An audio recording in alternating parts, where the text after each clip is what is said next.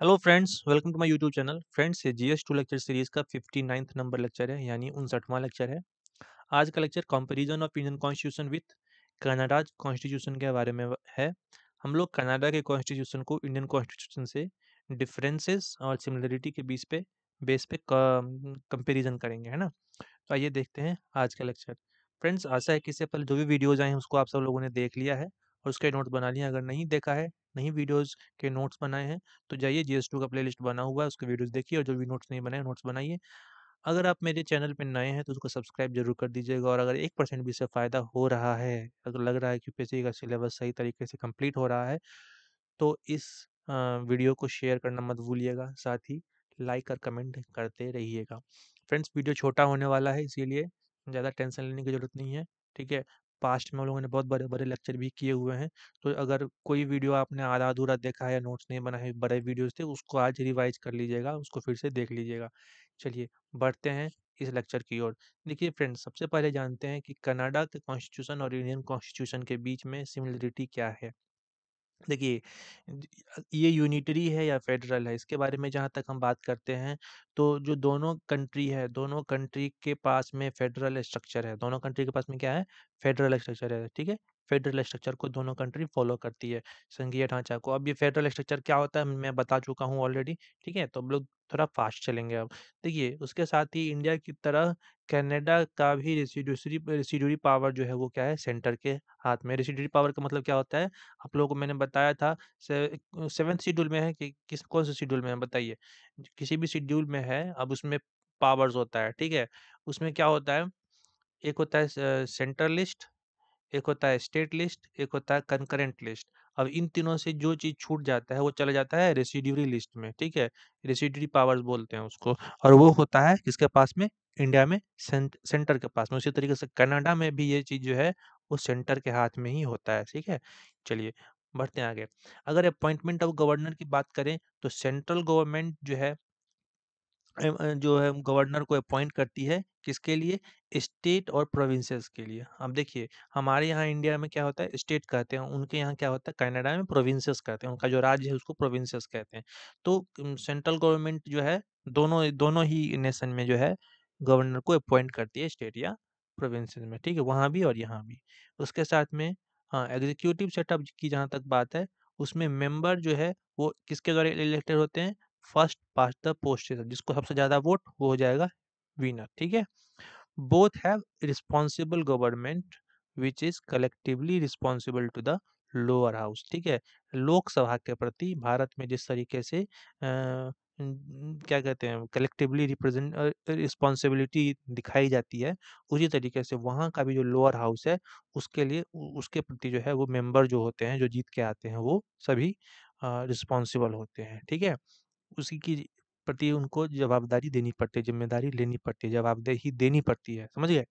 तो ये चीज़ आप हाँ, वीडियो पॉज़ करके नोट्स बनाना बिल्कुल मत भूलिएगा। मैं हर लेक्चर में कह देता हूँ ताकि आपको पता रहे, याद रहे, ठीक है? सोना नहीं है, बहुत आगे जाना है, ठीक है? चलिए, जुडिशरी सेटअप की जहाँ तक बात है कनाडा और इंडिया की, तो the appointment and advisory jurisdiction of the supreme court is same as India. जिस तरीके से इंडिया में होता है उस तरीके से कनाडा में भी जो अपॉइंटमेंट है, चाहे जो एडवाइजरी जुरिसडिक्शन है सुप्रीम कोर्ट का, वो भी इंडिया की तरह ही वहाँ भी फॉलो किया जाता है, कनाडा में भी फॉलो किया जाता है, ठीक है। जहाँ तक लेजिस्लेटिव सेटअप की बात है, that law made by the parliament is applicable to the whole country as same as India। जिस तरीके से इंडिया में होता है उसी तरीके से कनाडा में भी होता है। जो भी पार्लियामेंट के द्वारा लॉ बनाए जाते हैं वो होल कंट्री में एप्लीकेबल होते हैं, ठीक है। समझ गए इस चीज़ को? चलिए, बढ़ते हैं आगे। डिफरेंसेस में जाने से पहले मैं आपको एक चीज़ बता दूं, क्या आपको पता है कि कनाडा में जो फर्स्ट जो ये होता है, जैसे हमारे यहाँ प्रेसिडेंट होते हैं, ठीक है? अ, उसी तरीके से मतलब आपको एक चीज़ आपको मैं बता दूँ कि कॉमनवेल्थ गेम का जो है ना, सॉरी गेम नहीं, कॉमनवेल्थ नेशन के बारे में ज़रा जाके पढ़िएगा, ठीक है? और इसमें एक चीज़ आप ये भी बताइएगा कि जो कनाडा जो है, वहाँ पे कुछ न कुछ ब्रिटेन का अधिकार आज भी है। ब्रिटेन का कुछ न कुछ सुपरमेसी कनाडा में है। अ, एग्ज़ीक्यूटिव हेड बोलते हैं उनको, है ना? आप देखिएगा क्या बोलते हैं ज़रा कमेंट बॉक्स में लिख के बताइए मुझे, है ना? कनाडा हो गया, ऑस्ट्रेलिया हो गया, इन सब नेशन में आज भी जो है ब्रिटेन की चलती है बहुत कुछ। ब्रिटेन वहाँ पे भी अभी भी सुप्रीम पावर के रूप में है, ठीक है? तो इसके बारे में ज़रा पढ़िएगा और मुझे भी बताइएगा कमेंट बॉक्स में। मैं बस आपको जिस्ट दिया हूँ, थोड़ा-सा आपको हिंट दिया हूँ। इसके बारे में डिटेल स्टडी हम लोग करेंगे जब हम लोग थोड़ा-सा और पॉलिटिकल साइंस की तरफ घुसेंगे तब, ठीक है? चलिए, अभी देखते हैं डिफरेंसेस की जहाँ तक बात है, रिटेन या अनरिटेन कॉन्स्टिट्यूशन किसकी बात हो रही है? देखिए, कनाडा जो है उसमें दोनों है, रिटेन भी है और अनरिटेन लॉ भी है। लेकिन इंडिया में जो है guided by only written constitution. Bharat में क्या है, सिर्फ और सिर्फ रिटेन कॉन्स्टिट्यूशन है। उनके पास में कुछ रिटेन भी है, कुछ अनरिटेन भी है, ठीक है? चलिए, जहाँ तक पॉलिटिकल सेटअप की बात है, तो कनाडा में क्या है, मोनार्कियल सिस्टम है। समझ में, यही मैं बात कर रहा था अभी। मोनार्कियल सिस्टम है, क्यों? क्योंकि वहाँ पे अभी भी ब्रिटेन की चलती है, ठीक है? वहाँ पे अभी भी जो है क्या कहते हैं, यूके वाले जो हैं अभी भी वहाँ पे राजा बने हुए हैं, वहाँ पे ऑस्ट्रेलिया में, और एक बहुत सारे स्टेट कंट्री हैं उस वहाँ पे, ठीक है? तो where as India has the president as head of the state. President क्या है अपना, हेड ऑफ द स्टेट है। उनका हेड ऑफ द स्टेट कौन होता है? महारानी थी, अब तो प्रिंस चार्ल्स जो किंग चार्ल्स बन गए वो हो गए हैं, है ना? चलिए, अब देखिए एग्जीक्यूटिव सेटअप की जहाँ तक बात है, तो governor general is appointed by monarch. Monarch जो होता है वहाँ का, वो अपॉइंट करता है गवर्नर जनरल को। वो भी किसके एडवाइस पे? On advice of the prime minister. वहाँ का जो प्राइम मिनिस्टर होगा उसके एडवाइस पे। अभी कौन है प्राइम मिनिस्टर? बड़ा हीरो बन रहे थे ना वो थोड़े दिन पहले। हमारा रिलेशन वहाँ से थोड़ा सा खटास में आ गया था। जस्टिन ट्रूडो जी थोड़ा ज़्यादा हीरो बन गए थे। एनीवे, पॉलिटिक्स तो अपनी जगह पे है। हम तो क्या कहते हैं, अपने देश की बात करेंगे, है ना?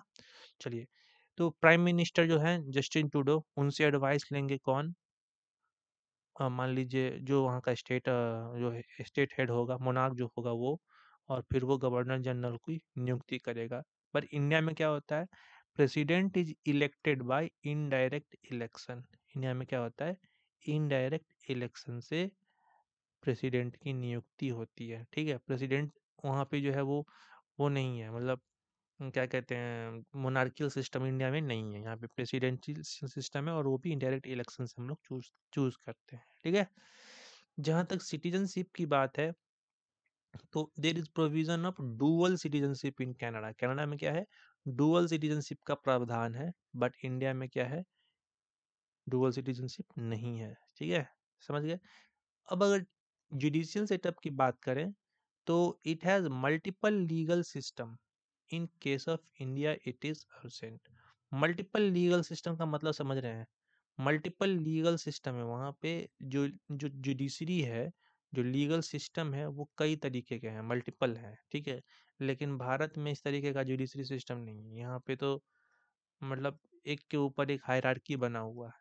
वहाँ पे अलग अलग सब्जेक्ट के वो अलग अलग जुडिशियल सिस्टम में रखा गया है। समझ गए? तो इस तरीके से डिफरेंसेस और सिमिलरिटी की बात हमने की, ठीक है? आप लोगों को समझ में आया होगा। अगर आया तो उसको लाइक ज़रूर कीजिएगा। बस आज की वीडियो में इतना ही था, छोटा सा लेक्चर था।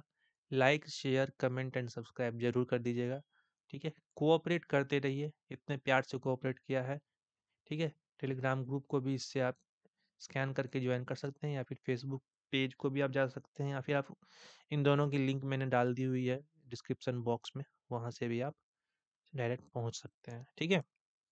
तो बस आज के लेक्चर में इतना ही। All the very best for the future. पढ़ते रहिए, बढ़ते रहिए। मिलते हैं अगले लेक्चर में, ठीक है? Take care, bye bye.